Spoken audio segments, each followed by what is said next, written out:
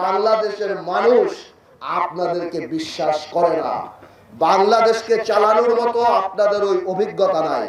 বাংলাদেশকে চালানোর জন্য আপনাদের ওই নেতৃত্ব নাই। আজকে জামাতের কয়টা নেতার নাম বাংলাদেশের মানুষ বলতে পারবে? তারা সিস্টেম ডেভেলপ করছে, কিন্তু পলিটিক্যাল লিডারশিপ তারা ডেভেলপ করতে পারে নাই। হয়তো কোনো সময় করলে করতে পারে। আজকে আমার কষ্ট হয়, এত বড় পবিত্র একটা ধর্ম আমাদের ইসলাম, সেই ইসলামকে ব্যবহার করে যারা রাজনীতি করে শুধুমাত্র ভোটের হিসাবে মনে করে যে যদি আমরা জিততে না পারি, এই কারণে পপুলার ভোট পাওয়ার জন্য আজকে তারা বলে আমরা শরিয়া আইন চাই না। এটা কত বড় তাদের ধর্মের, তারা যে রাজনীতি করে, যেটা তাদের ফাউন্ডেশন, সেটার সাথে তারা বিক্রয় করে। আজকে তারা বলে একটা নারীকেও তারা সংসদ সদস্য পদে নমিনেশন দেয় নাই। একটা মহিলাকে আপনি দেখাতে পারবেন না জামাত ইসলামী সংসদ সদস্য পদে দিয়েছে কিনা। তারা যেখানে বলে না, ভারতকে সারাদিন তারা গালাগালি করে।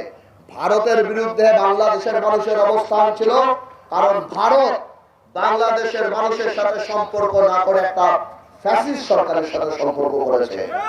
ভারত গত 15 বছর জনগণের সাথে কোনো সম্পর্ক নাই এমন একটা রাজনৈতিক দলের সম্পর্ক করে ভারত বাংলাদেশের মানুষের মন থেকে উঠে গিয়েছে।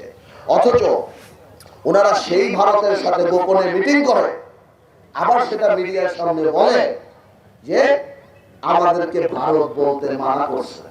তাহলে চিন্তা করেন তারা রাজনীতির জন্য কোথায় কোথায় যেতে পারে। তারা এখনো পরিষ্কার করে বলে না তারা কোনোদিন ক্ষমতায় আসলে এই দেশে 16ই ডিসেম্বর হবে নাকি। তারা এখনো পরিষ্কার করে বলে না তারা কোনোদিন ক্ষমতা আসলে এই দেশে 21শে ফেব্রুয়ারি হবে নাকি। তারা কোনোদিন বলে না এই দেশে কোনোদিন ক্ষমতা আসলে দুর্গা পূজা হবে নাকি।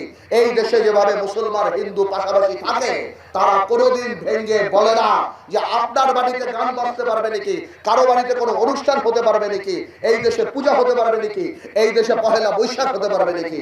তারা কোনোদিনও বলে না।